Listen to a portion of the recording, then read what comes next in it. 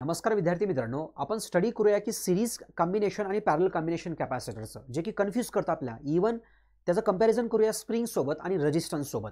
हे कन्फ्युजन कमी करण्यासाठी हा व्हिडिओ आहे बघा. हे महत्त्वाचा कॉन्सेप्ट आहे, समजून घ्यावं. इथं तुम्हाला हे सिरीजचं कॉम्बिनेशन दिसतं कॅपॅसिटरचं. याच्या अक्रॉस बॅटरी कनेक्टेड आहे. 3 कॅपॅसिटर्स आहेत की ज्यांचा कॅपॅसिटन्स C1, C2 आणि C3 आहे. प्रत्येकी प्लेटवरती आपण चार्ज Q इतका स्टोअर करतो. नाहीतरी सिरीज कॉम्बिनेशन म्हणलं की आपल्याला चार्ज सेम घ्यायचा असतो. ज्यावेळेस कॉम्बिनेशन सिरीज असतं त्यावेळेस क्यू हा कसा घ्यायचा, सेम घ्यायचा. मात्र वेगवेगळं काय घ्यायचं, पोटेन्शियल ड्रॉप हा वेगवेगळा असतो. V इक्वल्स टू काय असणार, V1 plus V2 plus V3 असणार. कारण सिरीजमध्ये आहे करंट आणि आपण चार्ज सेम घ्यायचा असतो. ओके, या टाईपमध्ये. आता याच्यामध्ये C1 capacitance, C2 capacitance, C3 capacitance आहे प्रत्येक कॅपॅसिटरचा.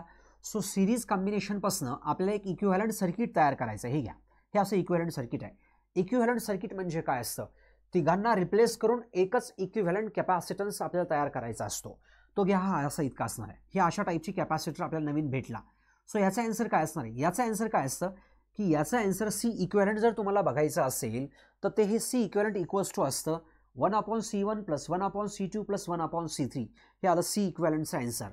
आता बोलल्याप्रमाणे पोटेन्शियल ड्रॉप जो असतो V equals to V1 plus V2 plus V3 असतो आणि चार्ज कसा असतो, सर्वत्र सेम असतो. तसंच एक्झाम्पल असतं स्प्रिंगच्या बाबतीत. स्प्रिंगचा असतो स्वतःचा स्टिफनेस K1 K2 K3. या स्प्रिंग इन सिरीज कॉम्बिनेशन आहे. तर यामध्ये देखील अशाच टाईपचा कॉन्सेप्ट कसा असतो, जर आपल्याला इक्विव्हॅलंट स्प्रिंग स्टिफनेस काढायचा असेल किंवा ह्या सिरीजचा जर स्प्रिंग स्टिफनेस काढायचा असेल तर 1/Ks और 1/K effective equals to 1/K1 plus 1/K2 plus 1/K3. म्हणजेच याचं इक्विव्हॅलंट सर्किट जे असणार आहे ते असं काहीसे असणार आहे की इथं एकच स्प्रिंग येईल या 3 स्प्रिंगच्या ऐवजी, आणि यालाच आपण काय बोलूया, KS असं बोलूया. KS इफेक्टिव्ह बोलूया किंवा सिरीज स्टिफनेस बोलूया. हे झालं असं. आता इथं मात्र कन्फ्युजन होतं आपल्याला रेजिस्टन्सचं. जर इथं कधी रेजिस्टन्स असता, अशा प्रकारे जर रेजिस्टन्स असता तर आपण त्याला कसं सॉर्ट आउट केलं असतं.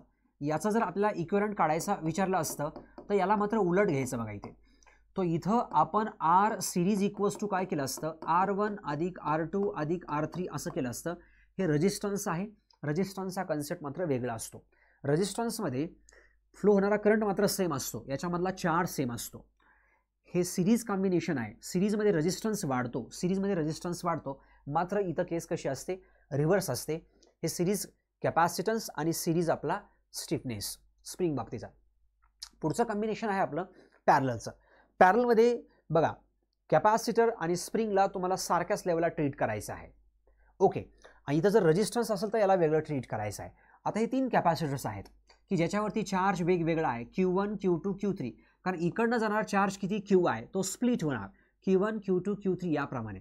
3 कॅपॅसिटर्स आहेत वेगवेगळे, C1 C2 C3. त्याचे सायझेस आणि एरिया वेगवेगळे असतील म्हणून. सो हे आहे आपलं कॉम्बिनेशन पॅरलल. याच्या अक्रॉस जे व्होल्टेज असतो तो सेम असतो. कारण या कॅपॅसिटरला इकडे जोडलं, याचं दुसरं एंड इकडे आहे, याचंही लेफ्ट हँड राईट एंड, याचंही लेफ्ट हँड राईट एंड. ह्या तिन्ही कॅपॅसिटरला एका कॉमन पॉईंटला जोडतो, या तिघांनाही आपण एका कॉमन पॉईंटला जोडतो आणि पुढेच आपण बॅटरीला किंवा सेलला जोडत असतो. म्हणून ह्याच्या अक्रॉसचं पोटेन्शियल डिफरन्स सेम असतो, मात्र चार्ज डिस्ट्रीब्यूट होत असतो याप्रमाणे. आता याचं इक्विव्हॅलंट सर्किट जे आहे ते इथे असणार आहे. मग ह्याचा इक्विव्हॅलंट कॅपॅसिटन्स कसा काढायचा, डिरेक्टली ॲडिशन करायची.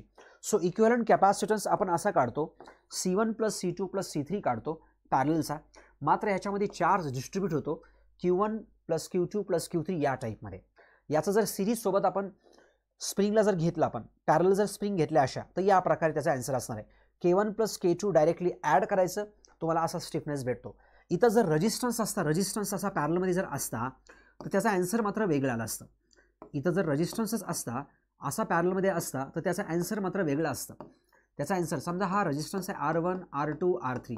इथंही करंट काय होतो, डिवाइड होतो I1 I2 I3. इथं करंट डिवाइड होतो. सो याच्यामध्ये आन्सर जे असणार तुमचं इफेक्टिव्हचं ते मात्र वेगळं असणार रेजिस्टन्सच्या बाबतीत. ते तुम्ही ध्यानात ठेवा.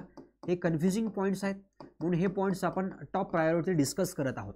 रेजिस्टन्सच्या बाबतीत वेगळं असतं. मग काय कन्क्लुजन करायचं, स्प्रिंग इन सिरीज आणि कॅपॅसिटन्स इन सिरीज याच्यासाठी सेम टाईपचं आन्सर असतं, सेम फॉर्मॅटचं आन्सर असतं.